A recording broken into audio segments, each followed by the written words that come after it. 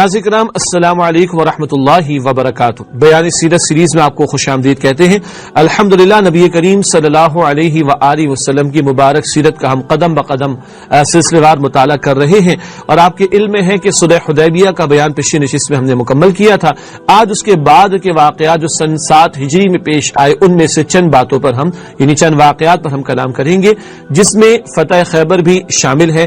اسی طرح عمرۃ القضاء، صلح حدیبیہ کے موقع پر عمرہ ادا نہ ہو سکا تو اگلے سال 7 ہجری میں نبی اکرم صلی اللہ علیہ وآلہ وسلم نے عمرہ قضا فرمایا، اور معرکہ موتا یعنی رومی فوجوں کے خلاف ایک اقدام نبی اکرم صلی اللہ علیہ وسلم کے صحابہ کرام نے کیا۔ بڑا قیمتی واقعہ معرکہ موتا، اس کا بھی تذکرہ آج کی نشست میں ہمارے سامنے آئے گا انشاءاللہ تعالی۔ گویا آج ہم بات کر رہے ہیں غزوہ خیبر تا معرکہ موتا، یہ 7 ہجری اور اس کے آس پاس کے واقعات ہیں جن پر آج ہم انشاءاللہ کلام کریں گے۔ البتہ ہمیشہ کی طرح سب سے پہلے قرآن اور صاحب قرآن صلی اللہ علیہ وآلہ وسلم کے عنوان کے تحت چند آیات قرآنی کا مطالعہ پہلے پیش خدمت ہے۔ قرآن حکیم میں سورۃ الفتح میں صلح حدیبیہ کی طرف اشارہ بھی ہے۔ صلح حدیبیہ کے ساتھ جس کو فتح مبین قرار دیا گیا، بہت ساری غنیمتیں عطا کیے جانے کا اعلان بھی ہے، جن میں اشارہ ہے فتح خیبر کی طرف جو 7 ہجری میں پیش آئی ہے۔ چنانچہ سورۃ الفتح کی آیت نمبر 20 میں اللہ سبحانہ وتعالی نے ارشاد فرمایا ہے، وعدکم اللہ مغانم کثیرۃ تأخذونها فعجل لکم هذه۔ ترجمہ، اللہ نے تم سے بہت سے اموال غنیمت کا وعدہ کیا ہے، جسے تم حاصل کرو گے تو اس کو تمہارے لیے فوری طور پر عطا کر دیا۔ کس کو؟ ایک اشارہ مفسرین نے فرمایا فتح خیبر کی طرف۔ 6 ہجری میں صلح حدیبیہ ہوئی، فتح مبین قرآن نے اسے قرار دیا، اور اس فتح یعنی فتح مبین صلح حدیبیہ کے نتیجے میں یہودیوں کے خلاف اقدام کا موقع نبی اکرم صلی اللہ علیہ وسلم کو میسر آیا، اور اللہ نے بہت بڑے رقبے کی پیداوار مسلمانوں کو عطا فرمائی۔ اس کی طرف بھی اشارہ، یہ غنیمتیں ہیں جو اللہ نے عطا فرمانے کا اعلان کیا ہے، اور اس پر تبصرہ یعنی فتح خیبر کے تعلق سے تفصیلی تبصرہ بعد میں آپ کے سامنے مطالعہ سیرت کے ذیل میں رکھیں گے انشاءاللہ۔ دوسرا مقام جس کا انتخاب کیا گیا، یہ آیت بھی سورۃ الفتح کی ہے۔ سورۃ الفتح کی آیت نمبر 27 ہے، اور یہاں عمرے کی طرف اشارہ، عمرہ ادا کرنے کی طرف اشارہ ہے۔ اللہ تعالیٰ نے فرمایا، لقد صدق اللہ رسولہ الرؤیا بالحق لتدخلن المسجد الحرام ان شاء اللہ آمنین محلقین رؤوسکم ومقصرین۔ سورۃ الفتح آیت نمبر 27۔ ترجمہ، فی الواقع اللہ نے اپنے رسول کو سچا خواب دکھایا تھا جو ٹھیک ٹھیک حق کے مطابق تھا۔ انشاءاللہ تم ضرور مسجد حرام میں پورے امن کے ساتھ داخل ہوگے، اپنے سر منڈواؤ گے اور بال ترشواؤ گے۔ یہ سورہ فتح میں اللہ کی طرف سے اشارہ، خواب اللہ کے رسول علیہ الصلوۃ والسلام نے دیکھا تھا، اور آپ 1400 صحابہ کرام کو لے کر تشریف لے گئے تھے 6 ہجری میں، مگر اس وقت عمرہ ادا نہ ہوا اور صلح حدیبیہ کا معاملہ ہوا۔ البتہ اللہ نے سورہ فتح میں جہاں سورہ فتح کے آغاز میں فتح مبین کہا صلح حدیبیہ کو، وہیں آخری آیات میں کہا کہ اللہ نے اپنے رسول علیہ السلام کا خواب سچ کر دکھایا۔ چنانچہ 6 ہجری میں تو صلح حدیبیہ ہوئی، اگلے سال 7 ہجری میں عمرہ قضا ہوا۔ ایک صحابی نے پوچھا بھی، اللہ کے رسول مکرم صلی اللہ علیہ وسلم، آپ نے تو کہا تھا کہ میں نے خواب دیکھا، اللہ نے وحی کے ذریعے مجھے بتایا کہ تم عمرہ ادا کرو گے۔ تو آپ صلی اللہ علیہ وسلم نے فرمایا، جب صلح حدیبیہ ہوئی تو یہ سوال آیا تھا، تو آپ نے فرمایا کہ بھائی یہ تھوڑی کہا تھا کہ اسی سال ادا ہوگا، تو 6 ہجری میں ادا نہ ہوا، 7 ہجری میں ادا ہو گیا۔ خواب تو سچا کر دکھایا اللہ نے اپنے رسول مکرم صلی اللہ علیہ وسلم کا۔ البتہ یہ عمرۃ القضاء جو ادا ہوا ہے، یعنی 7 ہجری میں ادا ہوا ہے، اس کا کلام ہم آپ کے سامنے رکھیں گے، اس کا بیان آپ کے سامنے رکھیں گے انشاءاللہ مطالعہ سیرت کے ذیل میں۔ ناظرین کرام، قرآن اور صاحب قرآن صلی اللہ علیہ وسلم کے تعلق سے 2 آیات کا مطالعہ آپ کی خدمت میں پیش کیا گیا۔ فتح خیبر کی طرف بھی اشارہ اور عمرہ ادا کرنے کی طرف بھی اشارہ ہو گیا، جن کا بیان آگے مطالعہ سیرت کے ذیل میں ہمارے سامنے آئے گا۔ اور اب چلتے ہیں مطالعہ سیرت کی طرف، جو کہ بڑا اور مرکزی سیگمنٹ ہوتا ہے بیان سیرت سیریز کا، اور واقعات کو ہم آپ کے سامنے بیان کرتے ہیں۔ مطالعہ سیرت کے حوالے سے سب سے پہلے غزوہ خیبر کا تذکرہ آپ کے سامنے رکھنا چاہیں گے۔ 7 ہجری کا یہ دور ہے، اور یہود جا کر جمع ہوئے خیبر کے علاقے میں، اور ایک گڑھ بن رہا تھا، اور ان کے خلاف پھر اقدام کیا نبی اکرم صلی اللہ تعالی علیہ وآلہ وسلم نے۔ سب سے پہلے غزوہ خیبر کا مختصر سا پس منظر آپ کی خدمت میں پیش کیا جاتا ہے۔ غزوہ خیبر کا تعلق یہود سے ہے۔ یہود کا مزاج اللہ نے قرآن میں ذکر فرمایا، لَتَجِدَنَّ أَشَدَّ النَّاسِ عَدَاوَةً لِلَّذِينَ آمَنُوا الْيَهُودَ وَالَّذِينَ أَشْرَكُوا، کہ اہل ایمان کے شدید ترین دشمن یہود ہیں اور مشرکین ہیں۔ حضور اکرم صلی اللہ علیہ وآلہ وسلم کی بعثت اور بالخصوص مدینہ طیبہ میں ہجرت کے بعد سے یہود مسلسل حضور صلی اللہ علیہ وآلہ وسلم کی مخالفت کرتے رہے اور اسلام کی بیخ کنی کی کوشش کرتے رہے. حضور اکرم صلی اللہ علیہ وآلہ وسلم نے امن و امان کے لیے میثاق مدینہ کیا. ہر طرح سے ملک میں مدینے میں فتنہ و فساد کو فروغ کرنے کی کوشش کی، لیکن یہود نے اپنی سازشوں سے ہر دفعہ ان تمام کوششوں کو سبوتاژ کیا. حضور اکرم صلی اللہ علیہ وآلہ وسلم کے خلاف کئی خفیہ منصوبے بنائے، آپ کو شہید کرنے کی کوششیں کی، اللہ نے حفاظت فرمائی. یہاں تک کہ ان کی شرارتوں کی وجہ سے یہود کو جب مدینہ طیبہ سے نکالا گیا تو بنی نذیر یہ خیبر میں جا بسے. خیبر مدینہ طیبہ سے تقریباً 150-200 کلومیٹر کے فاصلے پر واقع ہے. زرخیز سرزمین ہے، باغات، گھنے باغات سے لدا پھندا علاقہ ہے. وہاں جا کر یہود پھر بھی باز نہیں آئے. انہوں نے قبائل عرب کو اور قریش کو برانگیختہ کیا. مدینہ طیبہ پر اکٹھے ہو کر چڑھا لائے اور یہ غزوہ خندق اسی کے نتیجے میں پیش آیا. یہ 5 ہجری کا واقعہ ہے. اللہ نے اس غزوہ احزاب میں مسلمانوں کی غیبی مدد فرمائی اور اس زمانے کی یہ یونائٹڈ فورسز بدترین طریقے سے دم دبا کے بھاگی. حضور اکرم صلی اللہ علیہ وآلہ وسلم نے اس موقع پر فرمایا تھا کہ بس انہوں نے جو اقدام کرنے تھے کر لیے، آئندہ یہ ہم پر چڑھائی نہیں کریں گے بلکہ ہم جائیں گے. اور پھر ایسا ہی ہوا. اب حالات کا دھارا کچھ اس رخ پہ چلا. حضور اکرم صلی اللہ علیہ وآلہ وسلم عمرے کے لیے روانہ ہوئے سن 6 ہجری میں، لیکن آپ کو روک دیا گیا. حدیبیہ میں آپ محصور ہوئے اور آپ نے اپنا احرام وہاں پہ کھولا. اس موقع پر جو واقعات پیش آئے ان نے حضور اکرم صلی اللہ علیہ وآلہ وسلم کے دست مبارک پر صحابہ کرام کی بیعت تھی کہ جو کچھ آپ حکم فرمائیں گے اس کے لیے ہم اپنی جان لڑا دیں گے. اور اس بیعت کے نتیجے میں اللہ کی طرف سے رضا اور خوشنودی کا پروانہ نازل ہوا، اسی لیے اس کو بیعت رضوان کہتے ہیں. اس موقع پر یہاں احرام کھول کر واپس چلے جانا یہ بڑا دشوار تھا، لیکن جب حضور اکرم صلی اللہ علیہ وسلم نے احرام کھولا، صحابہ نے بھی اپنے احرام کھول دیے اور واپسی کا سفر شروع ہوتا ہے. یہاں یہ بات نوٹ کیجئے کہ حضور اکرم صلی اللہ علیہ وآلہ وسلم کی خواہش اور آپ کی رضا کے سامنے اپنی مرضی کو قربان کرنا اور اپنی خواہشوں کو حضور پرنور صلی اللہ علیہ وسلم کی خواہشوں میں فنا کرنا، اس پر اللہ نے یہ انعام دیا کہ وہ صلح جو بظاہر مغلوبانہ صلح تھی، جس میں مسلمان دبے ہوئے نظر آتے تھے، اللہ نے اسے فتح مبین بنا دیا. چنانچہ واپسی کے سفر میں سورہ الفتح نازل ہوتی ہے اور اللہ بشارت دیتا ہے کہ وعدکم اللہ مغانم کثیرۃ تأخذونها فعجل لکم ہذہ. اللہ کا تم سے وعدہ ہے کہ تمہیں بہت سی غنیمتیں عطا فرمائے گا اور فوری طور پر نقد غنیمت تو اللہ نے یہ تمہیں عطا فرما دی. چنانچہ صلح حدیبیہ یہ بھی ایک فتح تھی اور پھر اس کے بعد مستقبل میں آنے والی تمام فتوحات اور تمام غنائم کا دروازہ اسی صلح حدیبیہ سے وہ کھلتا ہے. صلح حدیبیہ کے بعد جو مسلمانوں کے 3 دشمن بڑے بڑے تھے جو غزوہ احزاب میں اکٹھے ہو کر آئے تھے، ان میں قریش تھے، یہود تھے اور قبائل نجد قبائل عرب تھے.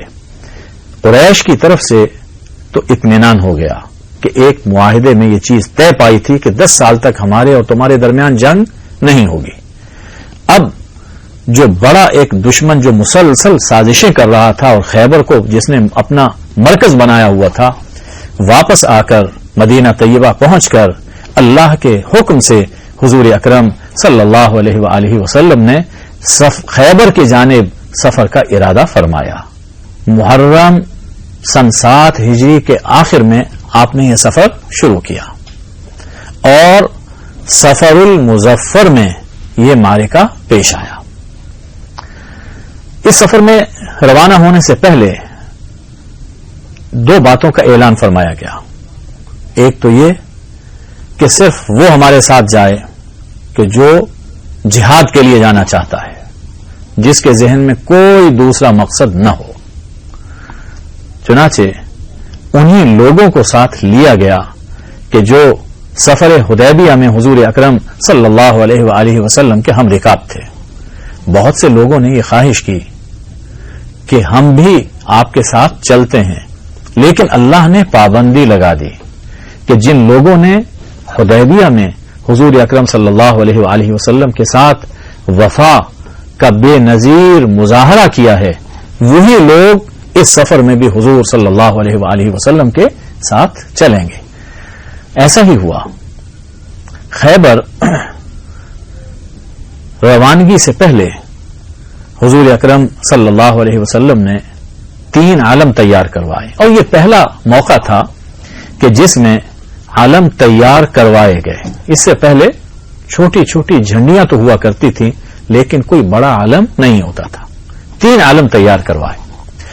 ایک علم آپ نے حضرت سعد بن عبادہ کو دیا، دوسرا حضرت حباب بن منذر کو دیا، اور تیسرا خاص عالم نبوی تھا کہ جس کا پھریرا ام المؤمنین سیدہ عائشہ صدیقہ رضی اللہ تعالی عنہا کی چادر سے تیار کیا گیا تھا.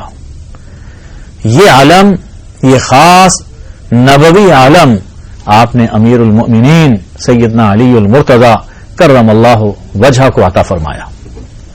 اس شان کے ساتھ اسلامی لشکر اور قافلہ اصحاب حضور اکرم صلی اللہ علیہ وآلہ وسلم کی قیادت میں خیبر کی جانب روانہ ہوا. خیبر عبرانی زبان کا لفظ ہے، اس کا معنی ہی قلعہ ہے. یہاں یہود کے بہت سے قلعے تھے، جن میں قلعہ نائم، قلعہ صاب، قلعہ قلہ، وطیح، سلالم، اور جو سب سے مضبوط اور مشہور قلعہ اس کا نام قموس ہے. حضور اکرم صلی اللہ علیہ وآلہ وسلم جب خیبر کے قریب پہنچے اور جا کر آپ نے وہاں پڑاؤ کیا تو ایک دعا مانگی، اللہم انا نسألک خیر هذه القریہ وخیر اہلها وخیر ما فیہا. اے اللہ، ہم تجھ سے اس بستی کی خیر، یہاں کے رہنے والوں کی خیر، اور جو کچھ اس بستی میں ہے اس کی خیر کا سوال کرتے ہیں. وَنَعُوذُ بِكَ مِن شَرِّ هَذِهِ الْقَرْيَةِ وَشَرِّ أَهْلِهَا وَشَرِّ مَا فِيهَا. اس بستی کے شر، یہاں کے رہنے والوں کے شر، اور جو کچھ شر اس میں ہے، ان سب سے آپ کی پناہ چاہتے ہیں. بڑی ہی پیاری دعا ہے. ہم بھی کہیں سفر میں جائیں، کسی شہر میں داخل ہونے لگیں تو اس سے پہلے یہ دعا کر لینی چاہیے. اللہ ہمیں خیر عطا فرمائے گا اور ہمیں شرور سے بچائے گا. اگلے دن حضور اکرم صلی اللہ علیہ وآلہ وسلم نے محاصرہ کیا اور جہاد کا آغاز ہوا. کئی چھوٹے قلعے آسانی سے فتح ہو گئے، لیکن یہ ایک قلعہ قموس جو بڑا مضبوط قلعہ تھا اور جس کا سردار عرب کا ایک نامور پہلوان بہادر تھا، مرحب اسے 1000 پہلوانوں کے برابر بہادر سمجھا جاتا تھا. اس قلعے کو فتح کرنے کے لیے بہت کوششیں کی گئیں، کئی جلیل القدر صحابہ وہ گئے، لیکن اللہ نے اس قلعہ کی فتح ازل سے ایک اور ہی ہستی کے مقدر میں لکھی تھی۔ چنانچہ حضرت ابو بکر بھی گئے، حضرت عمر بھی گئے، لیکن یہ قلعہ فتح نہ ہو سکا۔ حضور اکرم صلی اللہ علیہ وآلہ وسلم نے ایک شب یہ فرمایا، صحیح مسلم میں یہ روایت موجود ہے، کہ کل میں یہ عالم ایک ایسے شخص کو عطا کروں گا کہ جس کے ہاتھ پہ اللہ فتح دے گا، جو اللہ اور اس کے رسول سے محبت رکھتا ہے، اللہ اور اس کا رسول اس سے محبت رکھتے ہیں۔ یہ ایک بڑی بشارت تھی، فتح کی بشارت بھی تھی، اور اس سے بڑھ کر حضور اکرم صلی اللہ علیہ وآلہ وسلم کی زبان مبارک سے یہ بشارت کہ وہ جانے والا شخص اللہ اور اس کے رسول کا محبوب ہے، اللہ اور اس کے رسول اس کے محبوب ہیں۔ تمامی صحابہ اس تمنا اور اس آرزو میں رہے کہ اگلی صبح کاش یہ سعادت ہمیں حاصل ہو جائے۔ حضرت عمر رضی اللہ تعالی عنہ نے تو اپنی اس آرزو کا اظہار فرمایا کہ میں ساری رات یہ تمنا کرتا رہا۔ اگلے دن صبح ہوئی تو آواز آئی کہ اینا علی، علی کہاں ہے؟ یہ ایک غیر متوقع آواز تھی، اس نام کی توقع کوئی نہیں کر رہا تھا، اس لیے کہ ان دنوں حضرت علی رضی اللہ تعالی عنہ آشوب چشم کی بیماری میں مبتلا تھے اور لڑنے کے لیے جانا دشوار تھا۔ اتنی اہم مہم کے لیے جب حضور اکرم صلی اللہ علیہ وسلم نے ان کا نام پکارا تو سبھی لوگوں کو تعجب ہوا۔ حضرت علی حاضر خدمت ہوئے، آپ نے فرمایا کہ یہ جھنڈا لو۔ انہوں نے کہا کہ میں تو بیمار ہوں۔ حضور اکرم صلی اللہ علیہ وآلہ وسلم طیب و طاہر، آپ نے اپنا لعاب دہن حضرت علی رضی اللہ تعالی عنہ کی آنکھوں میں لگایا۔ حضور تو سراپا شفا بن کے آئے تھے اور پاک تھے، آپ کو اللہ نے جو کتاب عطا فرمائی وہ بھی سراپا شفا ہے، روحانی بیماریوں کے لیے بھی، جسمانی بیماریوں کے لیے بھی۔ حضرت علی عموماً آشوب چشم کی شکایت میں مبتلا رہتے تھے، لیکن اس دن جب حضور اکرم صلی اللہ علیہ وسلم نے اپنا یہ بابرکت لعاب حضرت علی کی آنکھوں میں لگایا تو یہ شکایت فوراً دور ہو گئی، اور سیرت نگار یہ لکھتے ہیں کہ اس کے بعد تا زندگی حضرت علی کبھی اس بیماری میں مبتلا نہیں ہوئے۔ حضرت علی نے جھنڈا لیا اور عرض کی کہ یا رسول اللہ، کیا میں ان سے اس وقت تک جہاد کرتا رہوں جب تک کہ وہ اسلام قبول نہ کر لیں اور انہیں مجبور کر دیا جائے؟ اس پر حضور صلی اللہ علیہ وآلہ وسلم نے یہ فرمایا کہ جہاد سے پہلے، حملے سے پہلے آپ انہیں اسلام کی دعوت دیں، نرمی سے سمجھائیں، اللہ کے حقوق، انسانوں کے حقوق ان کے سامنے رکھیں، دین کی دعوت ان کے سامنے رکھیں۔ اور اس موقع پر آپ کا یہ ارشاد ہم سب کو اپنے ذہن میں لکھ لینا چاہیے۔ فرمایا کہ لَأَن يَهْدِيَ اللَّهُ بِكَ رَجُلًا خَيْرٌ لَكَ مِنْ حُمْرِ النَّعَمِ، کہ علی اگر تیرے ذریعے سے اللہ کسی ایک شخص کو بھی ہدایت عطا فرما دے تو آپ کے لیے سرخ اونٹوں سے زیادہ بہتر ہے۔ سرخ اونٹ عرب کی قیمتی سواریاں تھیں۔ آج کے زمانے میں لینڈ کروزر اور اس طرح کی بڑی گاڑیاں اگر یہ کسی کو مل جائیں اور دوسری طرف اللہ کسی ایک بندے کی ہدایت کا ذریعہ کسی شخص کو بنا دے تو ان قیمتی گاڑیوں اور سواریوں سے بہتر ہے کسی ایک شخص کا جہنم کی آگ سے بچ کے جنت میں داخل ہو جانا۔ یہ نصیحت فرمائی سیدنا علی المرتضی کرم اللہ وجہہ کو۔ حضرت علی روانہ ہوئے اور مبارزت ہوئی، مرحب باہر آیا اور اس نے یہ رجز پڑھا، قد علمت خیبر انی مرحب شاکی السلاح بطل مجرب، خیبر جانتا ہے کہ میں مرحب ہوں، میں اسلحہ پوش ہوں، بڑا بہادر ہوں، بڑا تجربہ کار ہوں۔ اس کے جواب میں حضرت عامر نکلے، لیکن وہ شہید ہوئے۔ پھر حضرت علی کرم اللہ وجہہ سامنے آئے اور اس موقع پر حضرت علی نے جو رجز پڑھا وہ بھی ایمان افروز رجز ہے۔ فرمایا انا الذی سمتنی امی حیدرا کلیث غابات کریہ المنظرا اوفیہم بالسائی کیل سندرا، میں وہ ہوں کہ میری ماں نے میرا نام حیدر رکھا، میں جب حملہ کرتا ہوں تو جنگل کے ہیبت ناک شیر کی طرح حملہ کرتا ہوں۔ اس موقع پر محدث زرقانی نے ایک بات نقل کی ہے کہ اسی رات مرہب نے خواب دیکھا تھا کہ ایک شیر ببر اس پہ حملہ کر رہا ہے اور اسے پھاڑ رہا ہے۔ غالباً حضرت علی کرم اللہ وجہہ کو کشف ہوا اور یہ جو آپ نے رجز پڑھا اسی خواب کی طرف اشارہ فرمایا کہ خواب میں جو تو نے شیر ببر دیکھا وہ شیر میں ہی ہوں اور اب اپنے انجام کے لیے تیار ہو جاؤ۔ یہ رجز پڑھتے ہوئے حضرت علی نے اپنی ذوالفقار اٹھائی اور اس زور سے اس کے سر پہ ماری کہ اس کے سنگی خود کو چیرتے ہوئے سر کے 2 ٹکڑے کر دیے اور مرہب زمین پر گر گیا۔ بس مرہب کا زمین پہ گرنا تھا کہ یہود کے حوصلے پست ہو گئے اور قلعہ قموس فتح ہوا، اور اس کے بعد باقی قلعے آسانی کے ساتھ فتح ہوتے چلے گئے۔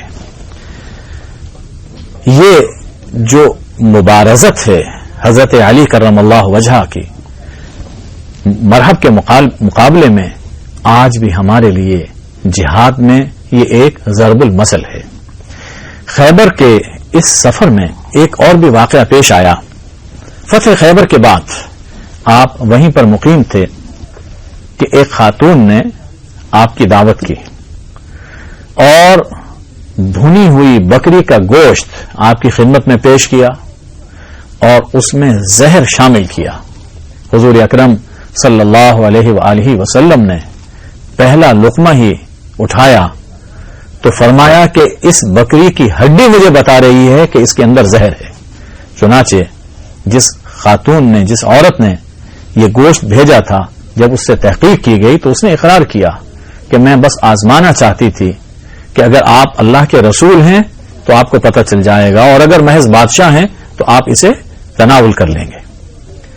اسی طرح اس سفر میں ایک واقعہ یہ بھی پیش آیا کہ جب فتح ہو گئی تو یہود نے حضور اکرم صلی اللہ علیہ وآلہ وسلم سے یہ درخواست کی کہ آپ ہمیں یہیں رہنے دیں، ہم جتنی یہاں کی پیداوار ہوگی اس کا نصف حصہ آپ کو ادا کرتے رہیں گے۔ حضور اکرم صلی اللہ علیہ وآلہ وسلم رحمت للعالمین تھے، آپ ان سازشوں کا زور توڑنا چاہتے تھے۔ چنانچہ جب وہ زور ٹوٹ گیا تو آپ نے انہیں وہاں رہنے کی اجازت دے دی اور نصف پیداوار ان کے ذمے عائد کی گئی۔ اس کے بعد عبداللہ ابن رواحہ رضی اللہ تعالیٰ عنہ حضور اکرم صلی اللہ علیہ وآلہ وسلم کی طرف سے یہ پیداوار، یہ نصف پیداوار لینے کے لیے وہاں جایا کرتے تھے۔ اس نصف پیداوار میں آپ کی تنصیف کا انداز بڑا عجیب تھا۔ آپ سب پیداوار کے 2 حصے کر لیتے تھے اور یہود سے یہ کہتے تھے ان میں سے جو حصہ تم اپنے لیے پسند کرتے ہو وہ لے لو، دوسرا ہم لے لیں گے۔ یہود نے اس موقع پر یہ کہا، بڑے حیران ہوئے کہ ہر شخص اور خاص طور پر قوم یہود جو کہ لالچ میں مشہور ہے، حیران ہو کر یہ کہتے تھے کہ واللہ یہی وہ عادل ہے جس کی وجہ سے زمین و آسمان قائم ہیں۔ صاحبو، غزوہ خیبر جہاں ہمیں دین کی راہ میں شجاعت اور بصالت کا سبق دیتا ہے، حضور اکرم صلی اللہ علیہ وآلہ وسلم سے وفاداری کا درس دیتا ہے، وہاں ہمیں عدل اور انصاف کی جانب بڑھنے کا بھی سبق دیتا ہے۔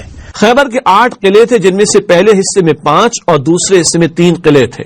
یہ فرنٹ پر کہہ دیجئے، یہ اگلے حصے میں کہہ دیجئے 5 قلعے ایک جگہ تھے. یہ ایک حصہ تھا اس پورے خیبر کا یہود کے علاقوں کے حوالے سے، اور پھر دوسرے حصے میں 3 قلعے تھے. باقاعدہ جنگ پہلے ہی حصے میں ہو پائی اور دوسرا حصہ بغیر جنگ کے ہی مسلمانوں کے حوالے کر دیا گیا. اس سے کہ روب اس قدر قائم ہو گیا ان لوگوں پر جو دوسرے حصے کے 3 قلعوں میں تھے کہ ان کی ہمت نہ ہوئی کہ وہ مسلمانوں کا باہر نکل کر مقابلہ کرتے. چنانچہ پہلے حصے میں جہاں 5 قلعے تھے ان قلعوں کے نام بھی سیرت نگاروں نے نقل کیے، ان کی تفصیل کا یہ موقع نہیں. البتہ پہلے حصے میں باقاعدہ جنگ ہوئی اور دوسرے حصے میں جنگ کی کوئی نوبت پیش نہیں آئی اور وہ علاقہ اور وہ قلعے ویسے مسلمانوں کو میسر آ گئے.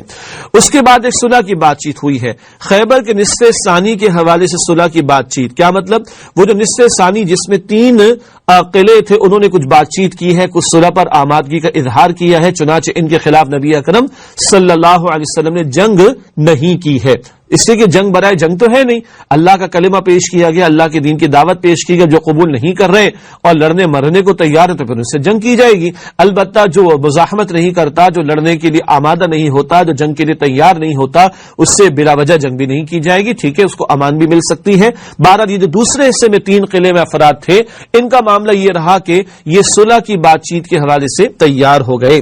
بات چیت کے نتیجے میں مصالحت ہو گئی اور قلعے مسلمانوں کے حوالے کر دیے گئے. نہ صرف کہ قلعے مسلمانوں کے حوالے ہو گئے بلکہ وہاں پر جو مال اسباب موجود تھا وہ بھی مسلمانوں کو میسر آیا ہے. ایک اور اہم بات، یہاں سے شخص جن کا سردار تھا ابو الحقیق، وہ آیا ہے نبی اکرم صلی اللہ علیہ وسلم کے پاس مصالحت کے لیے، اور مصالحت ہو چکی ہے، بات چیت ہو چکی ہے کہ یہ قلعے مسلمانوں کے حوالے کر دیے جائیں گے اور ان یہود اور ان کے گھر والوں کی جاں بخشش ہو جائے گی. البتہ ابو الحقیق جو کہ سردار تھا اس نے تو مصالحت کی ہے بات چیت کے ذریعے سے، اس کے بیٹوں کی بدعہدی کا معاملہ سامنے آتا. اس کے 2 بیٹے تھے جنہوں نے بدعہدی کی اور پھر ان بیٹوں کا قتل بھی ہوا ہے، کیونکہ خیانت کرنے والا، جنگی معاملات میں خیانت کرنے والا، اس کی تو پھر سزا قتل ہوا کرتی ہے. جنگ خیبر کے بعد کا ایک اہم واقعہ حضرت صفیہ رضی اللہ تعالیٰ عنہ کا نبی کریم صلی اللہ علیہ وسلم سے نکاح بھی ہے.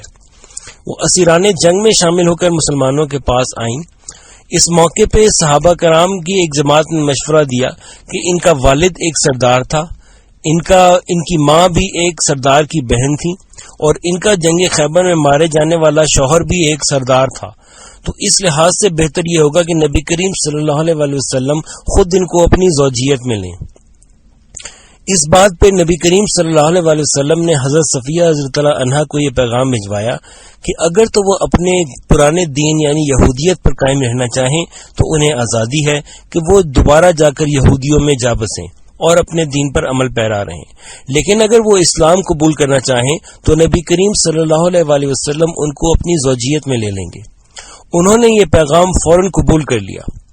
اس واقعے کی تفصیل یوں ہے کہ نبی کریم صلی اللہ علیہ وسلم کی دعوت دینے سے قبل ہی ان کا دل ایمان کی طرف مائل ہو چکا تھا.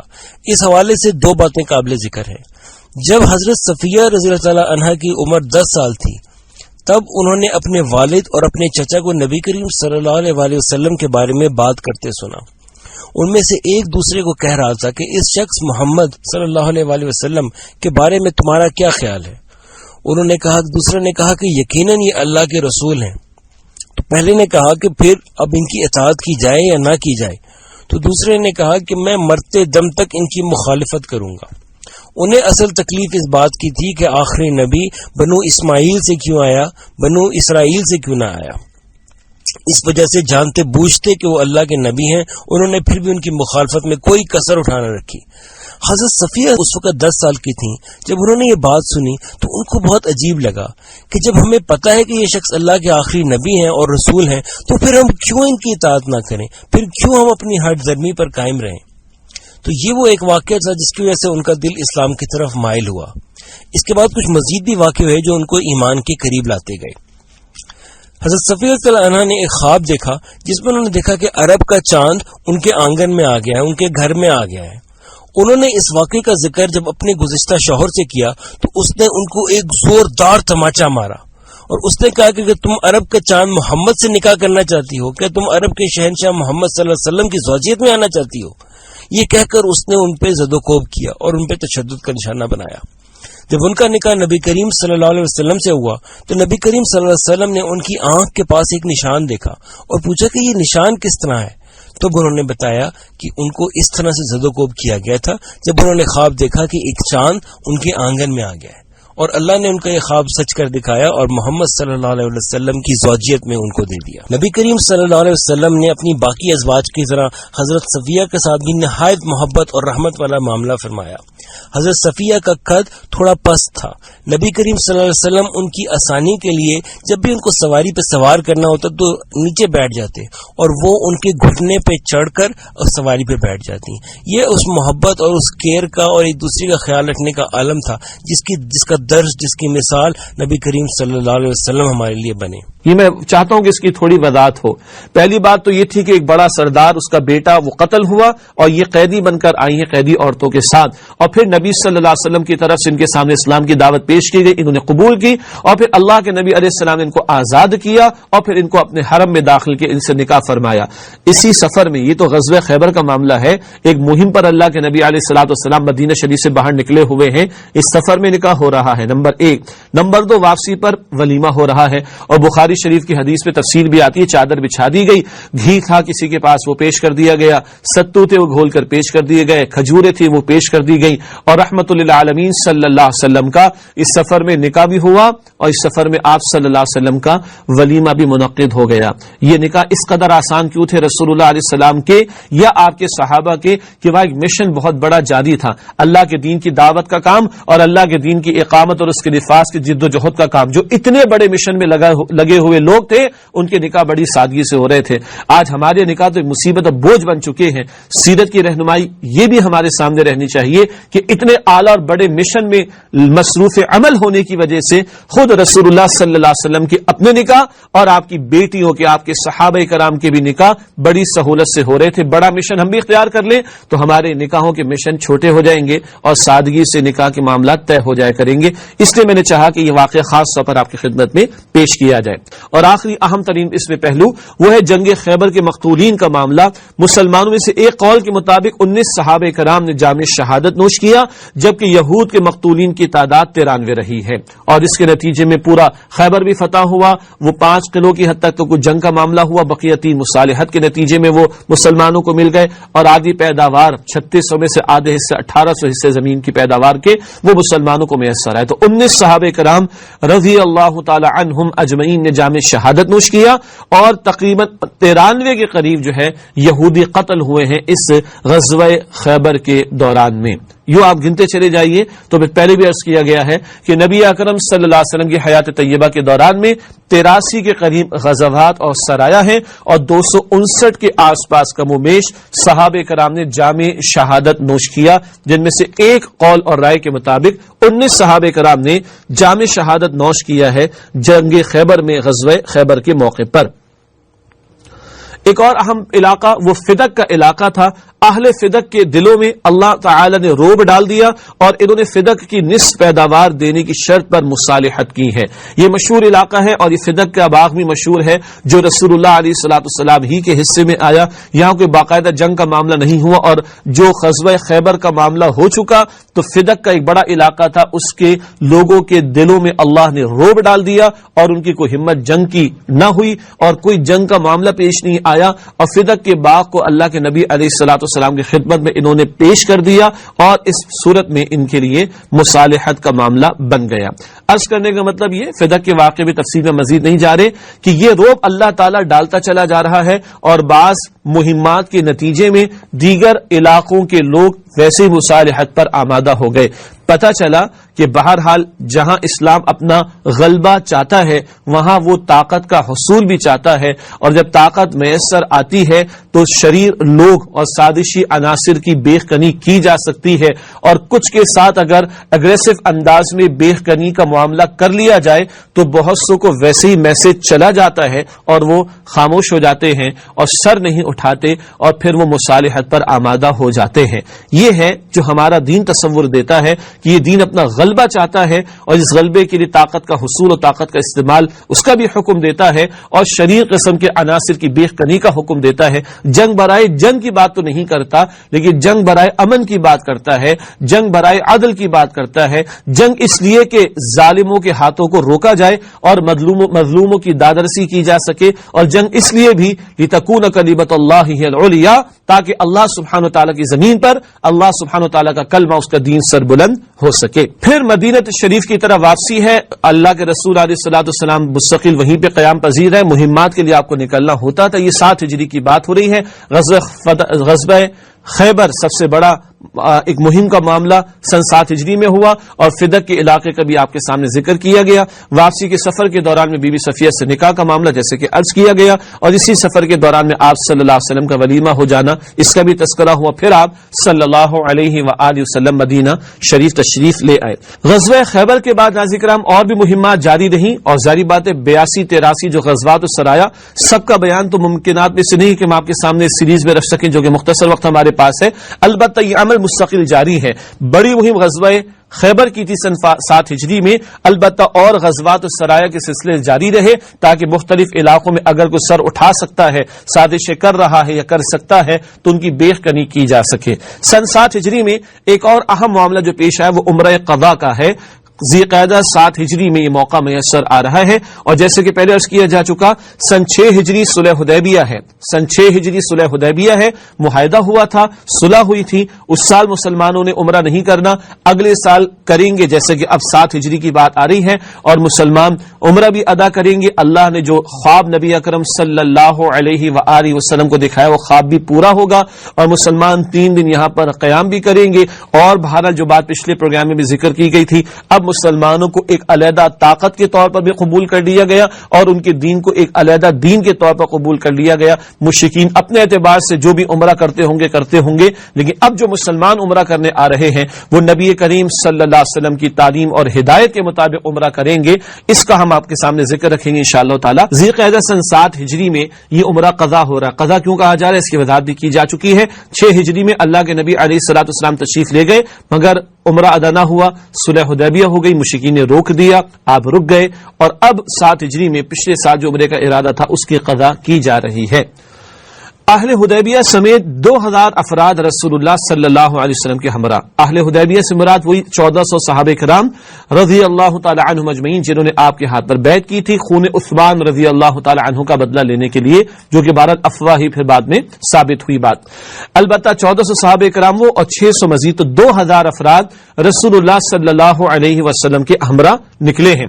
ذوالحلیفہ پہنچ کر احرام باندھا گیا۔ ذوالحلیفہ مشہور مقام ہے، آج بھی جو مسلمان جاتے ہیں مدینہ شریف حاضری کے لیے، اللہ تعالیٰ ہم سب کو روضہ رسول صلی اللہ علیہ وسلم کی حاضری کی سعادت بھی عطا فرمائے، اور اللہ بیت اللہ اپنے گھر کے دیدار کی بھی ہم سب کو سعادت عطا فرمائے۔ جب مدینہ شریف سے روانگی ہوتی ہے تو آج باقاعدہ ایک بہت بڑی مسجد بنی ہوئی ہے، تمام فیسلٹیز وہاں پر اویلیبل ہیں۔ ذوالحلیفہ کا علاقہ، وہیں پر اللہ کے نبی علیہ الصلوۃ والسلام نے عمرے کی نیت سے احرام باندھا تھا، آج بھی مسلمان وہیں سے وہ احرام باندھتے ہیں۔ ذوالحلیفہ پہنچ کر احرام باندھا گیا۔ صرف سوار کا ہتھیار یعنی میان میں رکھی تلواریں ساتھ رکھی گئیں، کیونکہ کوئی باقاعدہ جنگ کا ارادہ یا بالکل جنگ کا کوئی ارادہ نہیں ہے، باقاعدہ تو دور کی بات ہے، تو راستے کا جو سامان ہوتا ہے، ہتھیار ہوتا ہے، وہ ہے میان کے اندر تلواروں کا رکھا جانا۔ یہ صرف مسلمانوں کے پاس تلواریں موجود ہیں۔ مشرکین نے مسلمانوں پر لان تان کرتے ہوئے کہا کہ یثرب کے بخار نے انہیں کمزور کر ڈالا ہے، اس لیے نبی اکرم صلی اللہ علیہ وسلم نے طواف کے 3 چکروں میں صحابہ کرام کو اکڑ کر چلنے کا حکم دیا، مزید برآں آپ نے اذتباع کا بھی حکم دیا۔ ناظرین کرام، جب ہم جاتے ہیں عمرہ ادا کرنے کے لیے، اللہ ہم سب کو توفیق عطا فرمائے، تو آپ کو پتا ہے کہ جو عمرے کا طواف ہوتا ہے، جس طواف کے بعد سعی بھی کی جاتی ہے، باقی فقہی مسائل اپنی جگہ پر، بہرحال آسان انداز میں کہہ رہا ہوں، جب ہم عمرہ ادا کرنے جاتے ہیں، جب طواف کرتے ہیں تو اس طواف کے اندر آپ کو پتا ہے کہ پہلے 3 چکروں میں مردوں کو اکڑ کر چلنا ہوتا ہے، ذرا سینہ تان کر چلنا ہوتا ہے، اور اپنا دایاں کاندھا انہیں کھلا رکھنا ہوتا ہے حالت احرام میں۔ جب طواف شروع کرتے ہیں اس وقت سے لے کے طواف مکمل ہونے تک دایاں کندھا سیدھا والا رائٹ شولڈر یہ مردوں کو کھلا رکھنا ہوتا ہے، اور پہلے 3 چکروں میں 7 چکر ہوتے طواف کے پہلے 3 چکروں میں مردوں کو اکڑ کر چلنا ہوتا ہے۔ اس اکڑ کر چلنے کو کہتے ہیں رمل کرنا، اور جو دایاں کندھا کھلا رکھتے ہیں اس کو کہتے ہیں اذتباع کرنا۔ مشکل لفظ لگ رہا ہے آپ کو، لیکن اذتباع اس کو بہرحال کہا جاتا ہے۔ یہ رمل کیا ہے؟ मुश्रिकीन ने मजाक उड़ाया मुसलमानों को देखकर ये तो कमजोर हो गए, यसरिब में जाकर तो इनकी तबीयतें खराब हो गई हैं, इनके जिस्म भी कमजोर हो गए, ऐसा और ऐसा इन लोगों ने लान तान का मामला शुरू किया। जब नबी सल्लल्लाहु अलैहि वसल्लम को ये बात पता चली तो आप सल्लल्लाहु अलैहि वसल्लम ने फरमाया कि जरा अकड़ कर चलो और सीनत तान कर चलो और अपनी एक शुजाअत और बहादुरी का अंदाज इनके सामने पेश करो। आपको पता है नाज़रीन किराम, हम सब जानते हैं आम हालात में अकड़ कर चलना अल्लाह को पसंद नहीं है। तकब्बुर तो पसंद नहीं अल्लाह को। राई के दाने के बराबर भी दिल में तकब्बुर हो तो अल्लाह के नबी अलैहिस्सलातु वस्सलाम ने फरमाया कि बंदा जन्नत में दाखिल नहीं हो सकेगा। लेकिन आज हुक्म है अकड़ कर चलो। असल चीज दीन में क्या है? अल्लाह का हुक्म और उसके नबी सल्लल्लाहु अलैहि वसल्लम का हुक्म। जब कभी दीन में यह कह दिया जाए कि खाना पीना छोड़ दो, चाहे वो हलाल चीजें हैं तो छोड़ दी जाएंगी, क्योंकि रोजा शुरू हो गया, अब हुक्म है कि हलाल चीजें भी छोड़ दो। ऐसे ही है ना? तो इन चीजों में थोड़े कुछ रखा है, ना खाने में ना पीने में। असल अल्लाह का हुक्म है, जब कहते छोड़ दो तो छोड़ दो, जब कहते खा लो तो खा लो इफ्तार के वक्त। ऐसे ही है मैदान अरफात, अल्लाह ताला हम सबको हाजिरी अता फरमाए वहां की। मैदान अरफात में जब वकूफ मुकम्मल हो जाता है गुरूब आफ्ताब के वक्त, गुरूब के होते ही मगरिब की नमाज का वक्त शुरू हो जाता है। लेकिन 9 अरफा जो अरफात के मैदान की हाजिरी है, 9 जिलहिज्जा जो अरफात के मैदान की हाजिरी है, 9 जिलहिज्जा की तारीख को जब गुरूब हो जाता है तो हुक्म है कि नमाज छोड़ दो। अजीब बात है, असल बात नमाज नहीं।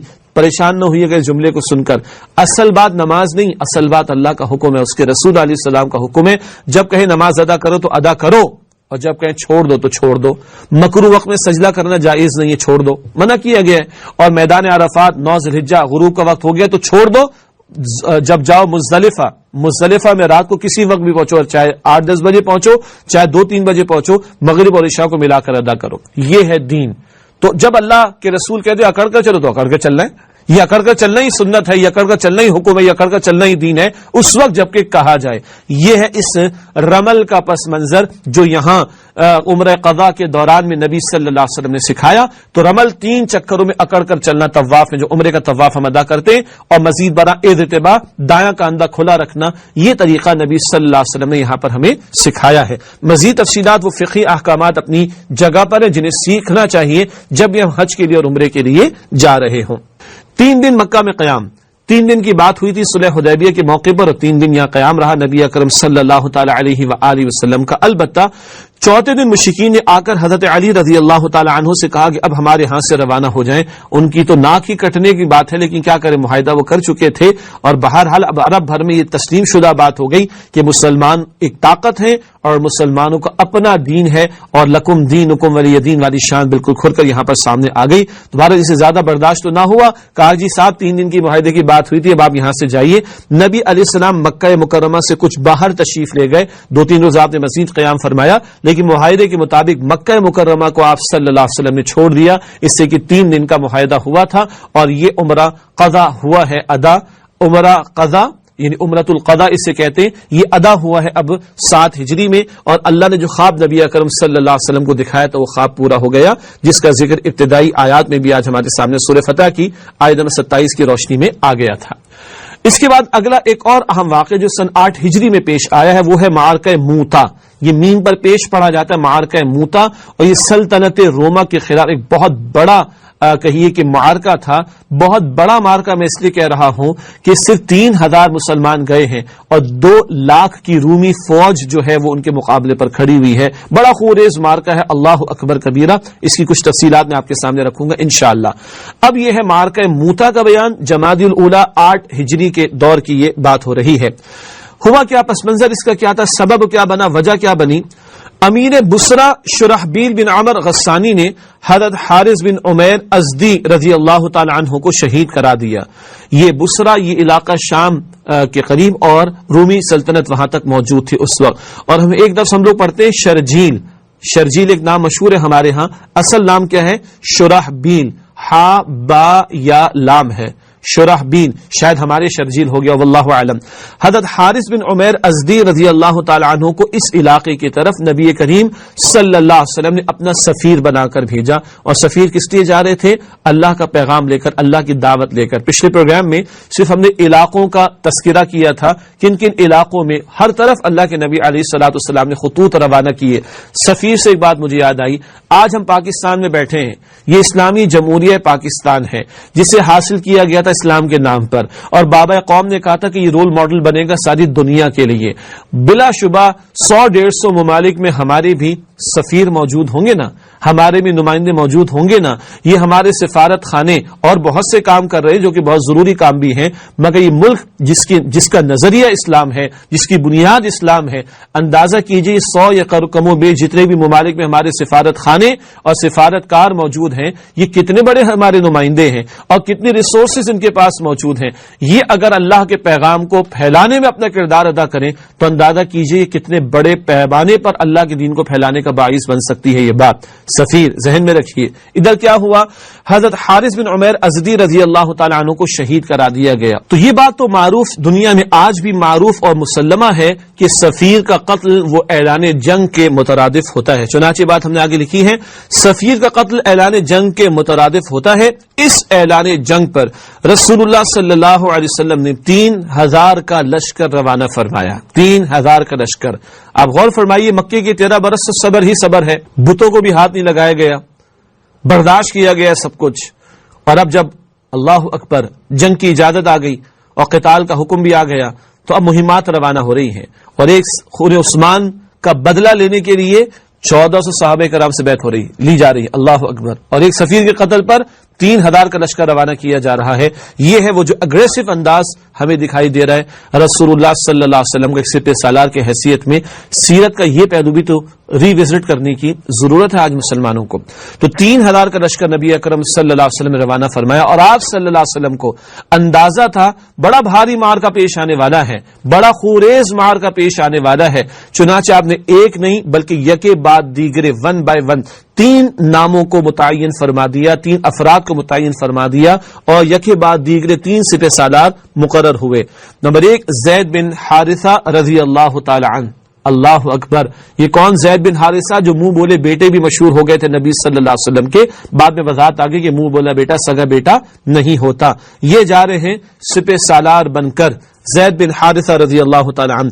اور آج صلی اللہ علیہ وسلم نے فرمایا کہ اگر یہ شہید کر دیے جائیں تو پھر جعفر بن ابی طالب رضی اللہ تعالی عنہ سیدنا علی کے بھائی اور نبی اکرم صلی اللہ علیہ وسلم کے کزن بھی ہیں، گھر کے فرد ہیں دونوں. زید بن حارثہ تو آپ کے ساتھ ہی رہتے تھے اور جعفر بن ابی طالب آپ کے کزن بھی ہیں اور تربیت یافتہ بھی ہیں. نمبر 3 عبداللہ بن رواحہ رضی اللہ تعالی عنہ. تو آپ نے فرمایا کہ اگر زید شہید ہو جائیں تو جعفر اور جعفر شہید ہو جائیں تو عبداللہ بن رواحہ رضی اللہ تعالی عنہ یہ مسلمانوں کے سپہ سالار ہوں گے. گویا کہ رسول اللہ علیہ السلام کی بصیرت بھری نگاہیں بہت دور تک دیکھ رہی تھیں کہ بڑا بھاری معاملہ پیش آنے والا ہے. چنانچہ یکے بعد دیگر آپ نے 3 صحابہ کرام کو مسلمانوں کا سپہ سالار متعین اور مقرر فرما دیا. اس کے علاوہ نبی اکرم صلی اللہ علیہ وسلم نے اہم ہدایات عطا فرمائیں. اور پھر وہ بات میں عرض کروں گا کہ جنگ برائے محض خوریزی یا محض برائے کشور کشائی یا محض برائے مال غنیمت نہیں ہے. جنگ بھی اگر اسلام میں ہے تو مقاصد کے ساتھ. اور نبی صلی اللہ علیہ وسلم جو رحمت للعالمین ہیں انہوں نے آ کر جنگوں کی بھی اصلاح کر دی ہے. ہدایات کو سنیے گا. آپ صلی اللہ علیہ وآلہ وسلم نے فرمایا اللہ کے نام سے تمہارا یہ جنگ کرنا نفس کی خواہش کے لیے نہ ہو، مال غنیمت کے لیے نہ ہو، کشور کشائی کے لیے نہ ہو، دنیا کے مقاصد کے لیے نہ ہو، فتوحات کے لیے نہ ہو، خطہ حاصل کرنے کے لیے نہ ہو. تمہاری جنگ کا مقصد اللہ کی رضا ہو، اللہ کے نام سے اللہ کی راہ میں، اور تمہارا کوئی مقصد نہ ہو. مسلمان فی سبیل اللہ جنگ کرتا ہے، اللہ کی خاطر جنگ کرتا ہے، اللہ کی خاطر لڑتا ہے. اس کا مقصود و مطلوب اصلی ہوتا ہے کہ اللہ تعالیٰ مجھ سے راضی ہو جائے. میری زندگی کا مقصد تیرے دی کی سرفرازی، میں اسی لیے مسلمان، میں اسی لیے نمازی. اللہ کے نام سے اللہ کی راہ میں اللہ کے ساتھ کفر کرنے والوں سے غزوہ کرو، اللہ کے ساتھ کفر کرنے والوں سے غزوہ کرو. تمہاری دشمنی کس سے ہے؟ اللہ کے دشمنوں سے، اللہ کے باغیوں سے، اللہ کے سرکشوں سے. ہر ایک سے مسلمان کی دشمنی نہیں ہے. ہاں کوئی کافر ہے اور مسلمانوں کا دشمن نہیں، اسلام کے خلاف سازشیں نہیں کر رہا تو رہے گا کافر، مسلمان اس سے جنگ نہیں کرے گا. اور اگر اسلامی ریاست ہے، اسلامی ریاست کی بالادستی کو قبول کرے گا، اس کو برابر کے حقوق ملیں گے. جنگ ہر ایک سے بھی نہیں ہے. جو لڑنے پر آمادہ ہو جائیں، جو میدان میں آ جائیں، پھر بھارت ان کی بیخ کرنے کی ضرورت پیش آتی ہے. اللہ کے ساتھ کفر کرنے والوں سے غزوہ کرو. اور دیکھو بد عہدی نہ کرنا، خیانت نہ کرنا، یہ جنگی ہدایات دی جا رہی. جنگ میں بھی اگر عہد کر لیا کسی سے تو عہد کو نہ توڑنا، اللہ اکبر. خیانت نہ کرنا، اللہ اکبر. صلح حدیبیہ میں ہوا تھا نا، ابو جندل آگے تھے رضی اللہ تعالی عنہ، اور ابو جندل نے کیا کہا؟ اللہ کے رسول میں آگے مجھے اپنے ساتھ لے جائیے، یہ بیڑیاں میں نے توڑوا لی ہیں. اللہ اکبر. اللہ کے رسول علیہ السلام نے فرمایا ابو جندل جاؤ، ہم نے عہد کر لیا ہے، اللہ تمہارے لیے کوئی راستہ پیدا کر دے گا. بد عہدی نہ کرنا، خیانت نہ کرنا. غزوہ بدر کا موقع تھا, بعض 2-3 صحابہ کہیں سے تشریف لا رہے تھے, اللہ کے نبی علیہ السلام نے پوچھا کہاں سے؟ کہا فلاں جگہ سے. کفار ہمیں مل گئے تھے. تو پھر کیسے آ گئے؟ کفار نے ہم سے یہ عہد لیا کہ تم ہمارے مقابلے میں مسلمانوں کا ساتھ نہیں دو گے. اللہ کے نبی علیہ السلام نے فرمایا کہ جاؤ تم میرے ساتھ نہیں جاؤ گے. یہ خیانت نہیں کرنی, یہ بد عہدی نہیں کرنی, یہ ہمارے دین کی تعلیمات. اور یہ تعلیمات کہاں دی جا رہی؟ جنگ کے حالات میں. جنگ کے حالات میں اگر اتنی خوبصورت تعلیمات ہیں, اللہ اکبر کبیرہ, تو امن کے حالات میں, اور امن کے معاملات عام طور پر زیادہ ہوتے ہیں, جنگ کبھی کبھی ہوتی ہے. امن کے حالات میں اور عمومی حالات میں اس دین کی تعلیمات کتنی پیاری ہوں گی, کتنی خوبصورت ہوں گی. اندازہ کیجئے, کسی بچے, عورت اور قریب المرگ بڈھے کو, مرگ کہتے ہیں موت کو, قریب المرگ جو موت کے قریب ہو, کسی بچے, عورت اور قریب المرگ بڈھے کو اور گرجے میں رہنے والے تارک الدنیا کو قتل نہ کرنا. گرجا عیسائیوں کی عبادت کا, تارک الدنیا جس نے رحمانیت اختیار کر رکھی ہے بس وہ عبادت میں مشغول رہتا ہے.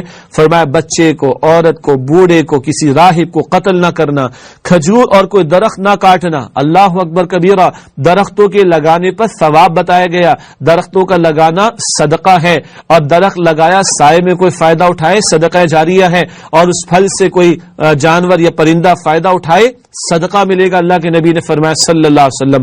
ہاں, بنی نذیر کا واقعہ یاد آیا, 4 ہجری, ان کے قلعوں کا محاصرہ کرنے میں اگر کچھ درخت رکاوٹ بنے تھے تو رسول اللہ نے کاٹنے کا حکم دیا تھا, مجبوری تھی, اور اللہ نے کہا یہ اللہ کے حکم سے ہوا تھا. قرآن کے علاوہ بھی وحی آتی تھی نبی علیہ الصلوۃ والسلام پر. یہ ایکسیپشنلی تو ہو سکتا ہے, بٹ انڈر نارمل سرکمسٹانسز جنگ کے دوران میں بھی فرمایا کھجور اور کوئی درخت نہ کاٹنا.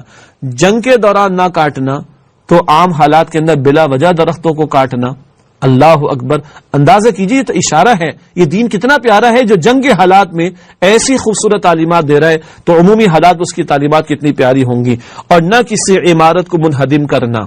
یہ وہ جنگ ہے جس کی ڈریسنگ کر دی رسول اللہ علیہ الصلوۃ والسلام نے, ڈریسنگ سے بھی مراد جس کی اصلاح کر دی نبی صلی اللہ علیہ وسلم نے. یہاں تو یہ کچھ آ رہا ہے, اور کیا آتا ہے دیگر مواقع پر, فتح مکہ کے موقع پر گھر کے دروازے بند کر لے اس پر ہاتھ نہ اٹھانا, امان مانگ لے اس پر ہاتھ نہ اٹھانا, ہتھیار ڈال دے اس پر ہاتھ نہ اٹھانا, ابو سفیان کے گھر میں پناہ لے لے ہاتھ نہ اٹھانا. وہ بھائی بچا کون؟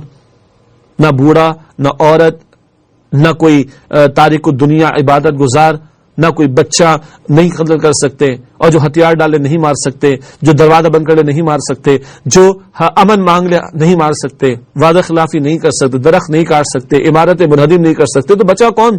جو لڑنے کو تیار ہے, بس وہی, اسی سے جنگ ہوگی تمہاری. اور عرض کروں میں, یہ اتنا پیارا دین ہے. سورہ توبہ میں تو اللہ کا عذاب بھڑکا ہے مشرکین مکہ کے لیے. اب جہاں میں نے ان کی گردنیں اڑا دو, اتنی سخت بات آ رہی ہے. اس کے دوران میں سن 9 ہجری میں نزول ہو رہا ہے. سورہ توبہ کی آیت نمبر 5 میں کہا اگر ان میں سے کوئی تم سے پناہ مانگے تو اس کو پناہ دے دو. جنگ کے دوران میں کہا جا رہا ہے, اور اس کو اللہ کا کلام سناؤ, اور اس کو جائے امن تک پہنچا دو تاکہ اپنی فری ول سے وہ اسلام قبول کر لے. اب جو لڑنے کو آگے وہ بھی اگر پناہ مانگ لے اور چاہتا ہے کہ تمہارا کلام سنے, یعنی تم جو دعوت پیش کرو سنے تو سناؤ, اور گن پوائنٹ پہ قبول نہ کرو, اس کے پلیس آف سیکورٹی پر پہنچاؤ, جائے امن تک پہنچاؤ, پھر اپنی آزاد مرضی سے قبول کرنا چاہے تو قبول کر لو. بھائی بچا کون؟ پھر کس سے لڑنا ہے؟ پھر جو خود لڑنے کو تیار ہو, بندے کو تیار, آؤ لڑو, پھر جنگ کرو. یہ اسلام, یہ رحمت للعالمین نے صلی اللہ علیہ وسلم جو ہدایات عطا فرمائی.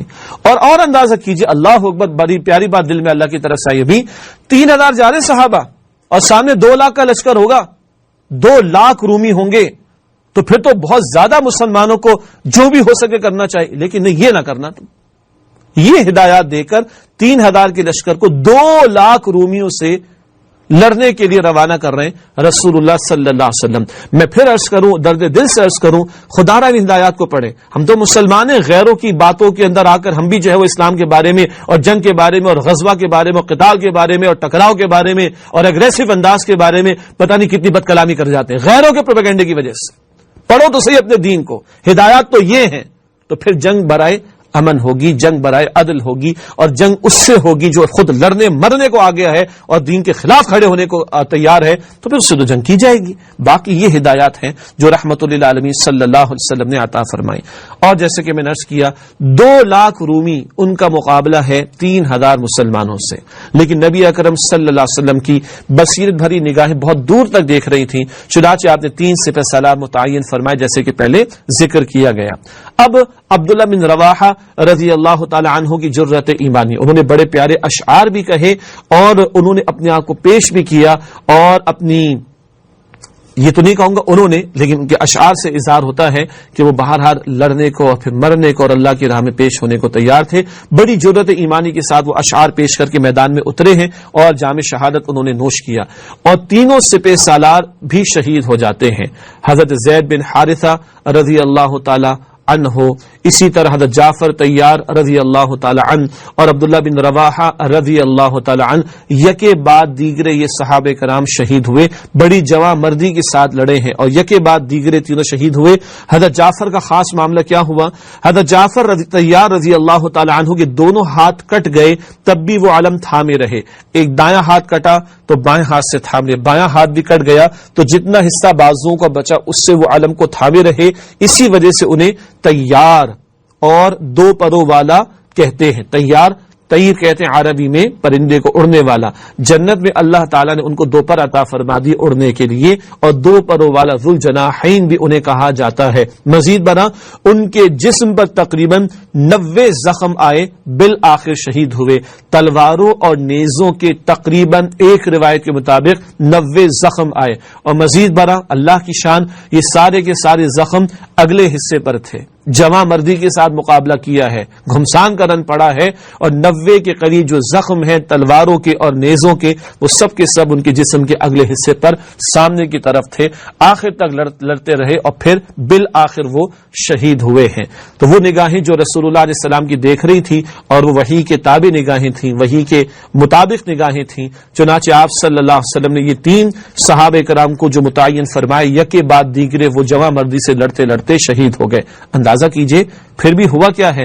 ہوا یہ کہ 2-3 ہزار کا لشکر ہے جس سے رومی پریشان ہیں۔ البتہ اب موقع یہ آیا کہ خالد بن ولید رضی اللہ تعالی عنہ کی سپہ سالاری پر اتفاق ہوا۔ یہ تو میدان سجا ہوا ہے اور رسول اللہ مدینہ شریف میں صلی اللہ علیہ وسلم، اور اللہ آپ کو پورا منظر دکھا رہا ہے، اور آپ کی آنکھوں میں آنسو بھی تھے کہ زید بھی شہید ہو گئے، اور یکے بعد دیگرے تینوں، جعفر بھی شہید ہو گئے، عبداللہ بن رواحہ بھی شہید ہو گئے رضی اللہ تعالیٰ عنہ اجمعین۔ اور پھر اللہ کے رسول علیہ السلام نے فرمایا کہ اب تلوار سیف اللہ کے ہاتھ میں ہے، سیف من سیوف اللہ، یہ رسول اللہ علیہ السلام نے خالد بن ولید کو کہا ہے۔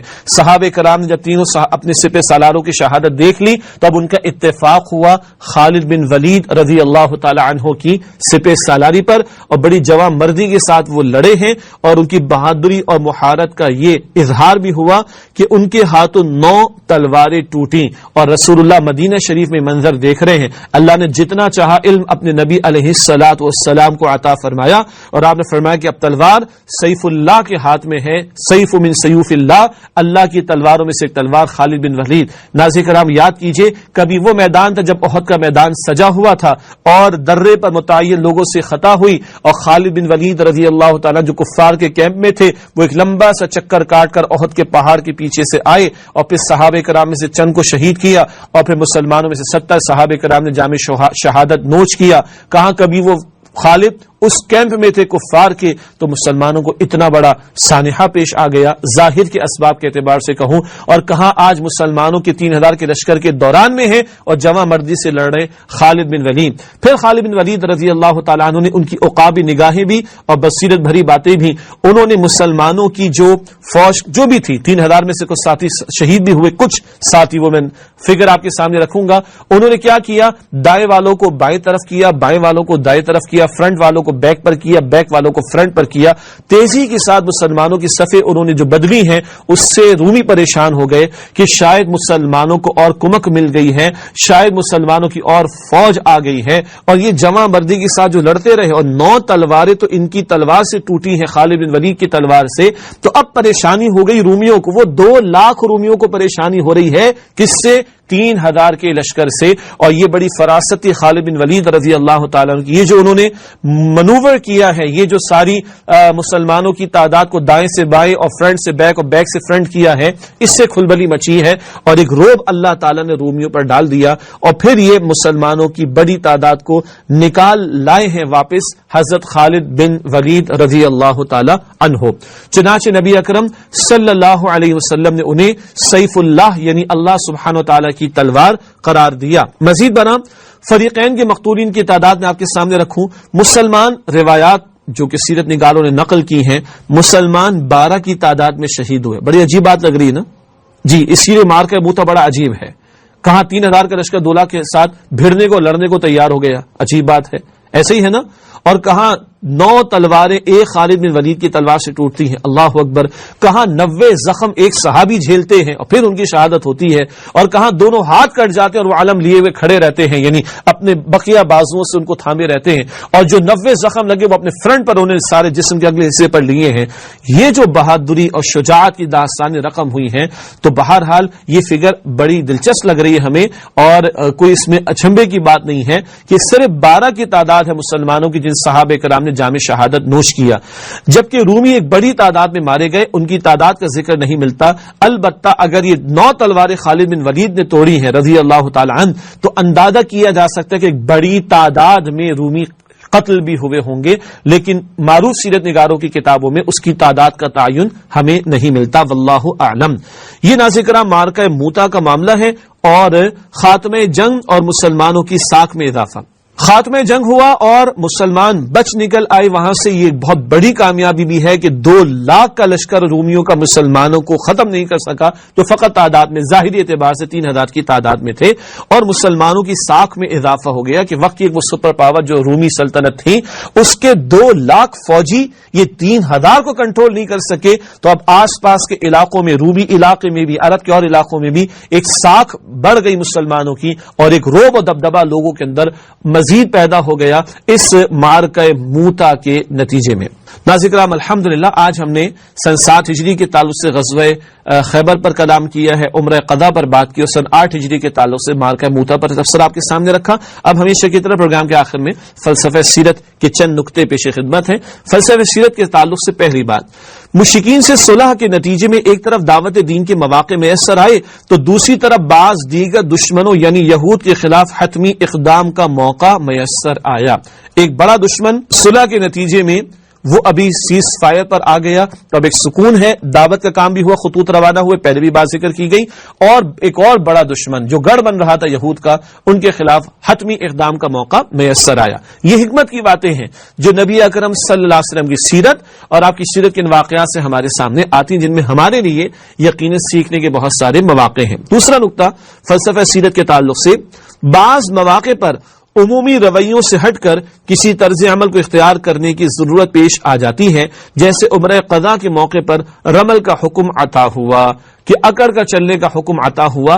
عام حالات میں باتیں پسندیدہ نہیں، مگر کبھی اس کی ضرورت پیش آ جاتی ہے، اور اس ضرورت سے بڑھ کر جب اللہ اور اس کے رسول کسی موقع پر ایسی بات کا حکم دے دیں جو روٹین سے ہٹ کر ہو، تو ہمیں اس حکم کو فالو کرنا ہے، اس سے کہ دین عقل پر چلنے کا نام نہیں، دین نقل پر چلنے کا نام ہے، یعنی اللہ اور اس کے رسول کا جو حکم منتقل ہوا ہے اس کو فالو کرنے کا نام یہ دین ہے۔ آخری بات فلسفہ سیرت کے نکات کے حوالے سے، اللہ کی اپنی حکمت اور مصلحت ہوتی ہے۔ کبھی خالد بن ولید رضی اللہ تعالی عنہ کی وجہ سے میدان احد میں بھاری نقصان پہنچا، اور مارکہ موتا میں وہ سیف اللہ قرار پائے۔ اللہ کی شان ہے، کبھی اس کیمپ میں تھے، بڑا بھاری نقصان مسلمانوں کو پہنچا گئے ظاہر کے اسباب کے تحت، اور آج مسلمانوں کے ساتھ ہیں تو سیف من سیوف اللہ، یہ سیف اللہ کی تلوار قرار پاتے ہیں۔ اللہ کی حکمتیں، اللہ کی مشیتیں، جب چاہے جس کو چاہے ہدایت عطا فرما کر بلند درجہ عطا فرما دے۔ ہمیں بھی اپنا کام جاری رکھنا چاہیے۔ آج بظاہر کوئی شے ہمیں نقصان پہنچا رہی ہے، کوئی فرد ہمیں بظاہر نقصان پہنچا رہا ہے، عین ممکن ہے کل وہی ہمارے لیے نفع کا باعث بن جائے، جیسے کہ قرآن سورۃ البقرہ کی آیت نمبر 216 میں کہتا ہے، عسیٰ ان تکرہوا شیئا وہو خیر لکم، شاید ایک چیز تمہیں بڑی عجیب لگ رہی ہے، ناگوار لگ رہی ہے، اور اللہ تعالیٰ اسی میں تمہارے لیے خیر کو پیدا فرما دے۔ اس کے بعد پیغام سیرت یعنی چند نقطے ہماری رہنمائی کے لیے، یاد دہانی کے لیے اور موٹیویشن کے لیے وہ ہم آپ کے سامنے رکھتے ہیں۔ پیغام سیرت کے حوالے سے پہلی بات، جب تک طاقت نہ ہو تو صبر کیا جائے، البتہ جب اللہ تعالیٰ وسائل و اسباب فراہم کر دے تو دین دشمن طاقتوں کے خلاف اقدام کرنا چاہیے۔ جب تک طاقت و وسائل نہیں تھے، جنگ کی اجازت بھی نہیں تھی، مکے کے 13 برس ہاتھ بندھے ہوئے تھے، اور جب اللہ نے اجازت دی تو بدر احد کے میدان بھی سجے ہیں، اور اب جا کر ان کے علاقوں میں، یہود کے علاقے میں جا کر کاروائی ہوئی ہے، رومی سلطنت کے علاقے میں جا کر جو ہے وہ کاروائی ہو رہی ہے۔ اب جب طاقت ہاتھ میں تو آگے بڑھ کر حملے بھی ہو رہے ہیں، اور آگے بڑھ کر دین دشمن طاقتوں کی بیخ کنی بھی کی جا رہی ہے۔ یہ نقطہ بڑا قیمتی ہے جو ہمیں بھی کلیئر رہنا چاہیے. جب تک مظلومیت ہے تو برداشت کرنا, جب تک طاقت نہیں برداشت کرنا, مگر جب اللہ وسائل و طاقت عطا فرما دے تو پھر باطل کی بے کنی کے لیے آگے بڑھ کر بھی اقدام کرنا چاہیے. یہ نہیں کہ جو ہمارے انداز بیان کیا جاتا ہے we are very peace loving people and we are very defensive people, اور یہ ہے اور وہ ہے. یس we are piece loving people, اور ہم سے بڑھ کر محمد کریم صلی اللہ علیہ وسلم, اور ان سے بڑھ کر کون ہوگا پیس لونگ, مگر کیا انہوں نے تلوار نہیں اٹھائی؟ جی انہوں نے اقدامات نہیں کیے؟ جی ہم تو ڈیفینسو ہونے کی بات کرتے ہیں. کیوں؟ اللہ کے نبی جو خود گئے خیبر کے علاقے میں, ڈیفینسو معاملہ ہے. اللہ کے نبی نے جو خود روانہ فرمایا ہے یہ موتا کے موقع پر 3000 کا ڈیفینسو معاملہ ہے. ڈیفینسو بھی ہے بہت سے مقامات پر, لیکن اگریسو بھی ہے اور خود آگے بڑھ کر اقدام کرنا بھی ہے. یہ ہم مطالعہ سیرت کے دوران میں بار بار سمجھتے ہوئے آ رہے ہیں. دوسری بات پیغام سیرت کے تعلق سے, دین میں اصل بات اللہ تعالیٰ اور اس کے رسول صلی اللہ علیہ وسلم کے حکم پر عمل کرنا ہے, خواہ عاجزی اختیار کرنے کا حکم ہو خواہ کبھی اکڑ کر چلنے کا. عاجزی پسندیدہ ہے, مگر جب دین کا کہ اکڑ کر چلو تو اکڑ کر چلنا ہی حکم ہے, جیسے کہ میدان جنگ میں بھی تاکہ دشمن پر روک قائم ہو, یا عمرے کے دوران میں رمل کرنے کی جو تلقین نبی صلی اللہ علیہ وسلم نے عطا فرمائی ہے. بات کیا ہے؟ اصل شے حکم ہے, جب جو حکم ہو اس پر عمل کرنا یہی دین ہے. اور آخری بات پیغام سیرت کے تعلق سے, مسلمانوں کے لیے فیصلہ کن شے نصرت الہی ہے.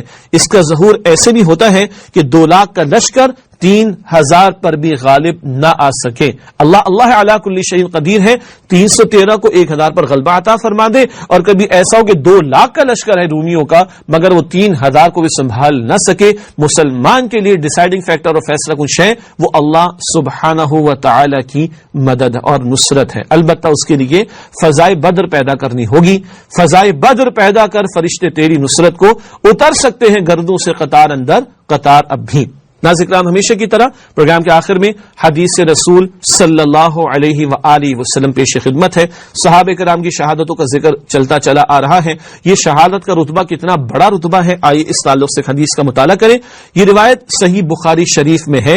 رسول اللہ صلی اللہ علیہ وسلم نے اپنی تمنا ظاہر کی اور اس کا اظہار فرمایا, میری تمنا ہے کہ میں اللہ کے راستے میں قتل کر دیا جاؤں, یعنی شہید, پھر مجھے زندہ کیا جائے, پھر قتل کیا جاؤ, پھر مجھے زندہ کیا جائے, پھر قتل کیا جاؤں, پھر مجھے زندہ کیا جائے اور پھر قتل کیا جاؤں. اتنی بڑی تمنا تھی رسول اللہ علیہ الصلوۃ والسلام کی. اس پر کلام ہو سکتا ہے کیونکہ آپ صلی اللہ علیہ وسلم رسول تھے, تو بظاہر آپ کا قتل یعنی شہادت کا معاملہ نہ ہوا, اس سے کہ رسولوں کے بارے میں اللہ کا فیصلہ ہے. سورہ مجادلہ آیت نمبر 21 میں کتب اللہ لاغلبن انا ورسلی, اللہ نے فرمایا میں اور میرے رسول لازماً وہ غالب رہیں گے. قتل ہو جانا بظاہر ایک مغلوبیت ہے, تو رسول اللہ علیہ السلام کے بارے میں تو ایسا نہ ہوا. البتہ آپ نے یہ تمنا کر کے ہمیں ضرور بتایا اور سمجھایا ہے کہ ہمیں بھی تمنا رکھنی چاہیے. اللہم ارزقنا شہادتا فی سبیلک, اے اللہ ہمیں اپنی راہ میں شہادت کا رتبہ عطا فرما. ناظرین کرام, اسی کے ساتھ آج آپ سے اجازت چاہیں گے, پروگرام کا وقت مکمل ہوا. اللہم صلی علی محمد وعلی آل محمد کما صلیت علی ابراہیم وعلی آل ابراہیم انک حمید مجید. اللہم بارک علی محمد وعلی آل محمد كما باركت على إبراهيم وعلى آل إبراهيم إنك حميد مجيد. وآخر دعوانا الحمد لله رب العالمين, والسلام عليكم ورحمة الله وبركاته.